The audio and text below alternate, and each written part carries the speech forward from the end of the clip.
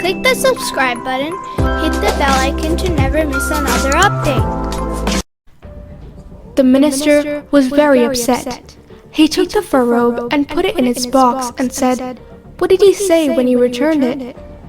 The servant bowed and said, "He ordered you to keep it with you and take care of it." The minister took the box and left the room.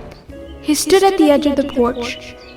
The wind was blowing and shaking the branches of the trees nearby. The garden looked so beautiful under the clear blue sky. He sighed.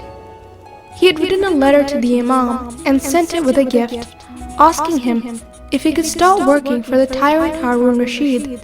But the Imam returned the robe and asked him to stay and help the Shia and the deprived of the community.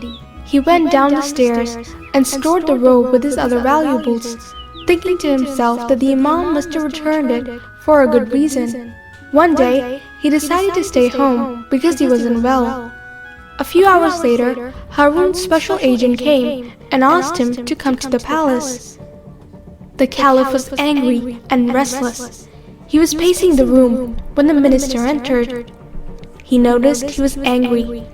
The minister did not understand what had happened.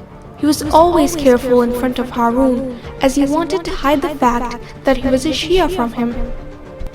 The caliph stood in front of the minister and said sharply, "Are you our minister or a follower of our enemy?"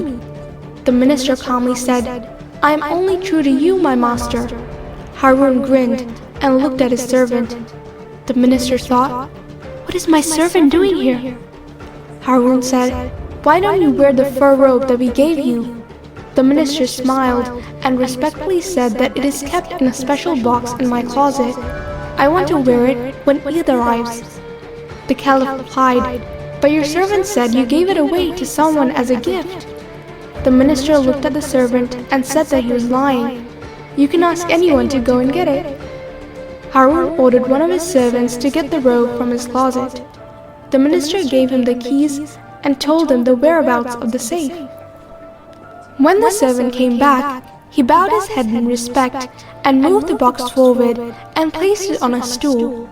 Harun was surprised and the servant was shocked. The minister approached and took out the robe. Harun was very upset. The servant stood up and took a few steps back.